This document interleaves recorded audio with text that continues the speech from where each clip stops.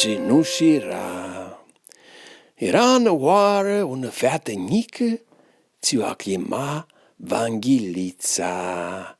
Ama totul dâneaua de hoară îi zățea scufia roșii, că tot n-a purtat pe cap, eu ți-i doi unizea una scufie roșii.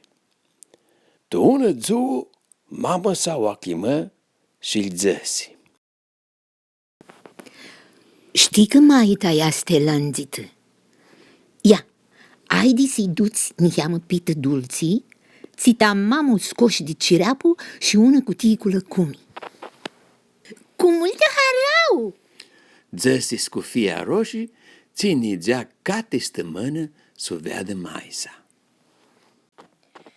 Amamu treaghini, când vas ajungi la pădurea cu liepuri, snerți picalea ți uștii, tas nu te chieri tu pădurii.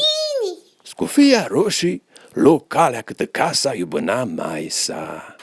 Pe cale cânta cântiții ștea de la maisa și juca de harau, că o smânduia, că o să ajungă să veadă înapoi maisa. Cum mutrea de-a vigăra, zăsi ca ciudusită. Nu achi găsesc că ți-o băgară numai li pădurii, pădurea cu liepuri. Că nu vizui var liepuri de-a vigăra. Cum n-a ajuns la un loc în plin de lilici, cai de cai mamușati, cu soi de hromi. Ia să aduni scântii lilicii să-li duc alimai. Zăsi scufia roșii și cum a căță să adună lilicii, nu băgă oară că-s depărtă de calea ei. Ama ce s-a decât acolo, de namesa de tufi. Era un lup lai stama chiar. Lupul și în cale și s-a apropie de feată. Scufia roșie slărtârsi tute, o scăpă cufina dintre mâini și cu ochii plucrusiți de lăctari strapse cât înapoi. Te ciudie, lupul s-a plicat, o băgă pita și lăcumea înapoi tu cufină și le-o dea de înapoi. Scufia roșie și ciudusi mult cum lupul le-o dea de înapoi cufina. S-a apropie în cheamă de lup și oclea că țară să le arădă. Ariston, Că te iuneți, feată nică. merg la maia meau, ți sta tu casa țea galbina, dit bitisita li pădurii. Maia, este niheamă lănzită și mama mi pitricu să-i duc pită dulții și una cutie de lăcumi. Mult ghini. Poți să-mi grești scufia roșii, așa cum înțăc toți ațeli de toară. Ghini căra, mini fuctora să-i zoc alimaia tău că hipicali. Tini nu te agoniosea, stăr hati să aduni cama mușatului lilici. Cum zbura, s-abză un fișec de tufechi. Era un avinător ce pare că s-a apropia într-oară. Lupul s-a spără și cârțâni cât casa ți-a galbă. Scufia roșii și zuniheamă și cum mutrea de-a vigăra, băgă oară cu chiru calea. A cățăta splângă. Avinătorul o avză că plânzi și s-a apropie din năsă. Ce capi tine oașă singură? Aici este un loc secret, nu este tu una fetă nică ca tine. Mine captă un lup mare și fuviros, ci lua vin de mulți ani. Scufia roșii o acăță mirachea că nu li băgă tu cor zboară la măsai, dar nu chiar calea. Îi fu rușine să-l zăcă avinătorului că s-adună cu lup. Mine nițeam la maia meau, ca să-i duc pită dulții și lăcumii, ama chirui calea. Haide și te duc mâine la casa ale maia tau. Zăsea vinătorul, spărnire doli simnă pit pădurii. Lupul avea luat o cale mai scurtă și ajuns într-oară la casa a țea galbina și dea Maia. Lupul bătu la uși. Care ești? Întrebă Maia. Lupul își feați boața mea sub țării și zăsi. Minihiu mai scufia roșii, ți-aduci pit dulci. Ușa este deschisă. Haide să-ți facă Maia, intră în casă. Lupul sfrică palmele și intră înăuntru în casă. Nici nu trecut jumătate de săhate, că scufia roșie și adinătorul s-a procleat și el de casa lui Maie. Haide, Tora, intră în casă, îi zăsi avinătorul. Aristo!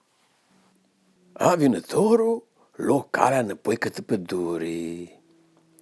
Scufia roșii bătu la uși. Care este? Minihiu mai scufia roșii. Ușa este deschisă.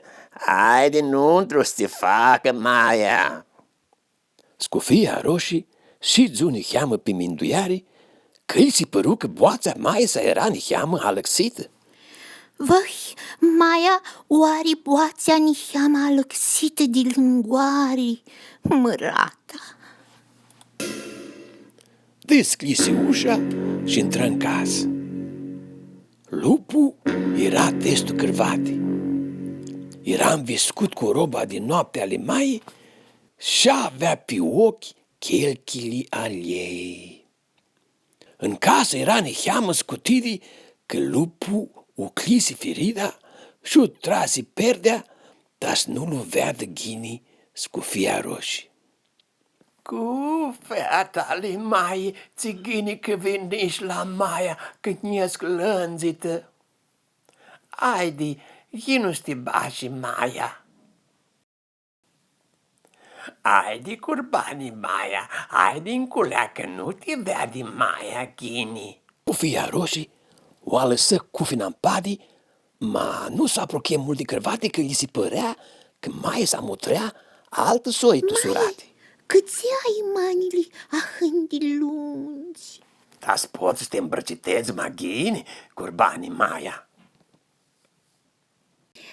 Ama, câți ai urechi liliașe, măi? Așteaptă, maghini, curbanii Maia. Ei, ma câți ai ochi ahându, măi? Da te ved, maghini. Și câți ai dințli ahând înturhisiți? Da te măc, maghini, ha, ha, ha, ha, da te măc, Tora. Slupul ar surut de cărvate cu mâinile lui lăși lunți, dar s-o acață scufia roșie. Ajutor! Aură lătărsită scufia roșie. Tora a văzut că nu era Maia satul cărvate, ama că era lupul. Ajutor! Ajutor! Avinătorul, ți nu era mult alar de casa lui Maie, o avză boața de scufia roșii cum au arate ajutor. Și lotul feca de păltări șcărțăni câte casa lui Maie. Intră în casă, tamam când lupul vrea să măcă scufia roșie. Avinătorul ni unul ne dau lup lăscând ni lupul după cap, cu tufechea și lupul cățu padi. Tea că ți-ai, stora intră mâinile mele, lupul lai și tama chiar ți ești. Dar poia, liutul e pândica lupui, de-o scoase Maia dinăuntru. Cum să-ți aristu simcă ni scăpași? Schibă cu ambăreață, zăsea vinătorul, ama lipsește să-mi tăxești că altoară o sub bastu corții ți spune mama tau. Dia hântă harau, maia sfeați ghini și-o petrecu nepoată sa cătă casă. Ninti sfugă, scufia roșii chiftă iertarea mai sai, că nu l-u pricănăscu lupul când era înviscut cu stranile alei. Cum stura hărioasă cătă casă, scufia roșii s-adună înapoi cu ațel lup, amatora nu mutreahă în lăhtăros. Avinătorul lui băgă să le arească toate călurile din păduri. Când o vizu pe scufia roșii, lupul și-l aplică capul de arușenii că țifeați. Toată pădurea de liepuri era tuharau, scufia roșia căță înapoi să cântă și așa cântă până ajunsi la casa ei. Și bine de harau, a cățai scânt, când o vizui scufia roșii cum ajunsi acasă. La la la la la la la la la